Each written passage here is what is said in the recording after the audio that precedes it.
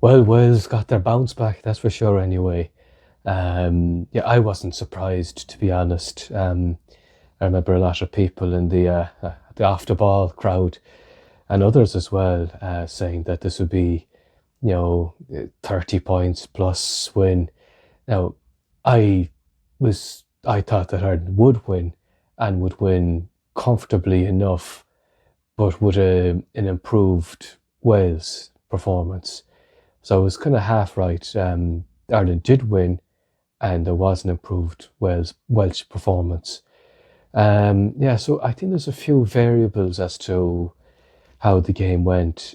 So I think Jack Conan getting injured was it 20 something minutes into the game, a world class player in the back row, an important player, ball carrier for you, and he goes off injured. So that already, would he? You see, there's no real like for like. If Doris was there, you could bring Doris on. He'd be kind of have a similar role, but so you're kind of down. And it was a Keane Prendergast. He pulled out early in the day. Was it the captain's run or whatever? So that's going to impact the performance. Subtle, but take any world class player out of a team, and they're going to there's going to be a difference. Wales played very well, I have to say. I was surprised at how well they played. Now I knew there'd have to be a bounce. They couldn't play as poorly as they did in the last two games. Now I was surprised, as I said, that they played as well as they did. But you have to factor in the bounce effect. I mentioned that in the previous video. I did expect a bounce, but not that much of a bounce. And also playing players in position, very important. Was it Thomas? He was brought out. He's a 12, but he's playing 10 for the first two games, yeah, out of position. So he was in 12, playing much better. And Scum recognised, experienced 10, international 10, pulling the strings. So automatically, positionally, that made a difference to Wales' performance. And playing at home, you have to remember it was their first home game as well, Wales. But in saying that, I think Ireland were poor, and there's a few reasons. As I said, Jack Conan going off. They started well, that try from Conan actually, but they were dominant enough, without being brilliant. But I have a feeling that perhaps subconsciously, maybe, that they thought if they just show up without having to go through the years, they'd just be Wales. I think now, I know in the media and all of that they were talking in the press that, oh yeah, we have to show respect, etc. And I'm sure they did mean that, but on a subconscious level, I think they had one eye on France and thinking, just, we don't have to burn ourselves out here. We can just use up our energy. We don't have to use up our energy, as I say. We just play run of the mill stuff, and we'll fairly easily win this game. Subconsciously, maybe, because I think it was in the second half when Ireland were, I think they were losing at this stage, if I'm not mistaken. Ireland won an important penalty in the Irish half, and Jamison Gibson Park, normally very cool head and very calm. I thought he played well, but just I I thought there was kind of a bit of a brain fart on his part in this instance. He just tapped and went, and luckily, he went up 20 meters up the pitch, and a Welsh player kicked it out, I think. So they had a line out 20 meters up. But I thought that was a time to just take your time, weigh up the options, and kick for territory. Now, Pendergast could have booted that up, 40, 50 metres perhaps, or James Lowe or Jamie Osborne. They've all got big kicks on them. So, bring territory, get yourself down and deep in the Welsh half, and, take the sting out of things, calm down.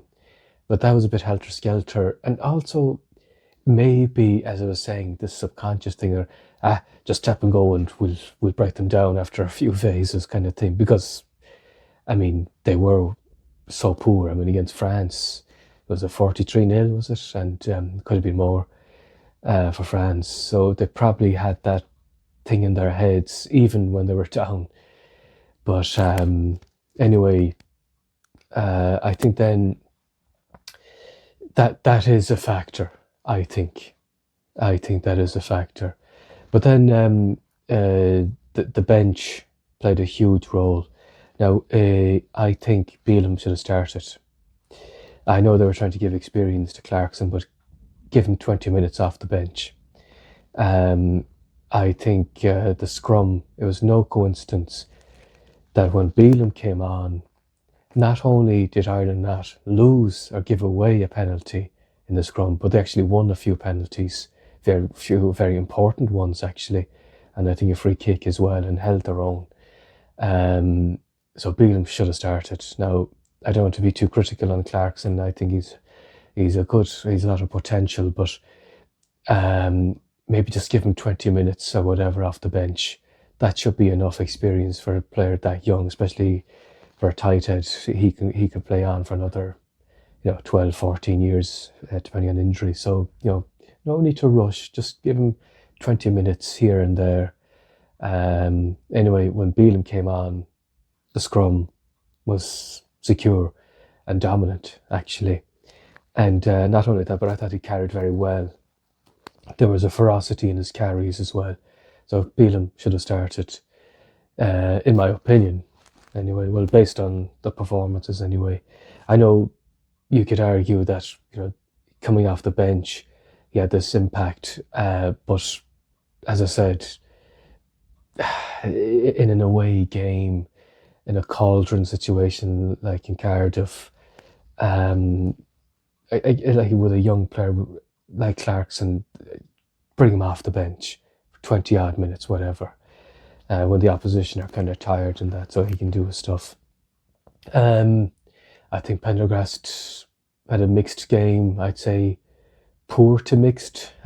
Some good things, but some really bad things. Defensively, I think he's a serious liability. Even against the Scottish game, against Scotland, was it that last Scottish try? It was a Ben White, number 9 for Scotland. He just went through the gap, and it was Pendergast's gap that let him in for that late try for Scotland. Again, something similar, maybe not as bad, but not far off. Was it Thomas, the 15? He just let him just whisk by so easily, so quickly, and that led to the second Welsh try, yeah. And actually, if I'm not mistaken, I think he kicked the ball out in the full, just maybe a minute before that, which kind of gave access to Wales. Instead of booting it down 50 metres, it was kind of deep in Irish territory. I don't want to be too critical on him, because he scored a few crucial penalties, missed a few penalties actually as well, but he got that excellent 50-22, and from that resulting 50-22, I think they went on to score. So mixed bag, but I think that they really need to work on his defensive capabilities. I don't know, just reading the game, he needs to improve to read the game, or funnily enough, I think his tackling is okay, not great, but it's okay. Like, I'd give a pass to his actual tackling, but it's just the positioning, like, with the Ben White trial against Scotland, and again yesterday, just letting the Welsh 15 just far too easily, just that was disappointing. I mean, that was a try that didn't need to happen. I'm an Irish fan first and foremost, so I don't care who's starting. I want the best players to start. I have no bias towards any province, but I can't see Jack Crowley making such a weak defensive read as that. I think Jack Crowley is a significantly better defender, both in tackling and reading the game. So you could argue, Jack Crowley is there. That's not a Welsh try, and it's a much more comfortable win for Ireland. Now that's my opinion, so I don't want the Leinster fans going after me or whatever.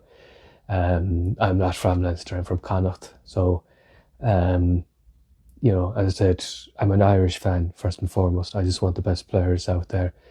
I just wonder if Crowley was there, would Ireland have won more comfortably? I think he would have. I think Ireland would have, I should say, would have won. So good experience for Prendergast playing a cauldron like that. So as I said, they're all learning. They're all learning. All the young players, they're all learning. That's part of the game. So but you might argue making mistakes, but also winning. It's a good formula. It's a good place to be. So, yeah. And just a point on Wales, as I said, they played really well. If they play like that, I think they have a chance of beating England and Scotland. I think they have Scotland away, so that's a 50-50. But against England, judging the way England played yesterday, yeah, I'd give Wales a good chance of winning that, actually. But the only thing about Wales is I don't think anyone really had anticipated their plays. England and Scotland will probably now be able to do their homework and work out the patterns and what they're going to do. With Ireland, they were based, when they were looking at the tapes, I'm guessing, I don't know, I'm not privy to the backroom staff's knowledge, but I think they won't be able to spring a surprise like that again. I think had Wales play like that against Italy, I think Ireland would have had the tapes and they would have been able to kind of write, okay, we know they're going to go down this side, wherever they're going to use the 15 this way, etc. They would have been able to kind of, I don't know, read the game better. And I don't know, was it James Lowe who said at the end they're kind of chasing shadows? That could be partially due to not really expecting Wales to run the plays they did, the strike runs, etc. And also maybe a bit of subconscious, as I said, complacency, kind of not necessarily putting that effort in that they would have against, say, France or England or Scotland away. So anyway, that's just my thoughts. And I said I'm no expert, far from it, but just my thoughts as a casual fan, Anyway, I've kind of rambled on too long already, but that's just my thoughts. Anyway, I'll leave it there. Slán go fóill.